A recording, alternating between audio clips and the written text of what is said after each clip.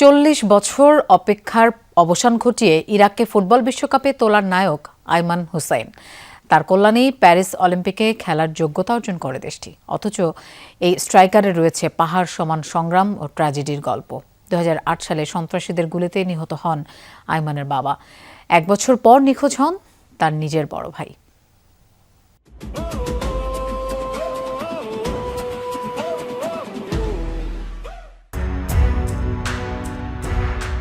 চার দশকের দীর্ঘ প্রতীক্ষা অবশেষে কাটল খরা। 1986 সালের পর আবারও বিশ্বকাপের মঞ্চে ইরাক। 4 কোটি ইরাকির এই স্বপ্ন পূরণের মহানায়ক হিসেবে আছেন স্ট্রাইকার আইমান হুসাইন। যাকে ঘিরে এত উন্মাদনা সে ফুটবলারের জীবনে আছে সীমাহীন সংগ্রাম আর ট্র্যাজেডি পেরিয়ে আসার গল্প। 1996 সালে ইরাকের এক সাধারণ কৃষক পরিবারে জন্ম আইমানের। মাত্র 12 বছর বয়সে যখন স্থানীয় ক্লাবে ফুটবল পায়ে তার পথ চলা শুরু, তখনই পরিবারে নেমে আসে অন্ধকার। 2008 সালে নতুন বাড়ি তৈরির উপাদান কিনতে গিয়ে সন্ত্রাসীদের বুলেটে ঝাঁঝরা হয়ে যায় বাবার বুক। সেই ক্ষত শুকানোর আগেই নিখোঁজ হন বড় ভাই, যে ভাইকে আজও খুঁজে পাননি তারা। প্রথমে আমরা বিশ্বাসই করতে পারিনি, পরে হাসপাতালে গিয়ে বাবার নিথর দেহ দেখতে পাই। এটা আমাদের সবার জন্য ভয়াবহ এক বিপর্যয় ছিল।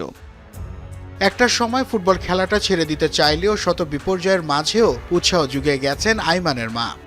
মা আমাকে বলেছিলেন, এটা তোমার স্বপ্ন। আমি জানি ফুটবলকে তুমি কতটুকু ভালোবাসো, আর তোমাকে সেই স্বপ্ন পূরণ করতেই হবে। 2012 সালে জীবনের মোড় ঘুরে যায় আইমানের। ইরাকের কুর্দিস্তান অঞ্চলের শীর্ষ লিগের ক্লাব দহুকটাকে 1 কোটি 80 লাখ ইরাকি ডিনারের চুক্তিতে দলে ভেড়ায়, যা প্রায় $14,000 সমান। মাসিক আয় তখন 12 লাখ দিনার। দলটির প্রতি ভালোবাসা থেকে বিনা পারিশ্রমিকেও খেলতে রাজি ছিলেন এই স্ট্রাইকার। এর মাঝেও বাবা ও বড় ভাইয়ের শূন্যতা তাড়িয়ে বেড়ায় তাকে। সত্যি বলতে আমি বিনা পারিশ্রমিকেও খেলতে রাজি ছিলাম। দহুকের হয়ে খেলা তখন আমার জীবনের সবচেয়ে বড় স্বপ্ন ছিল। তবে সবসময় চাইতাম বাবা ও ভাই বেঁচে থাকুক, আমার অর্জনগুলো দেখুক এবং আনন্দের মুহূর্তগুলো আমার সঙ্গে ভাগ করে নিক।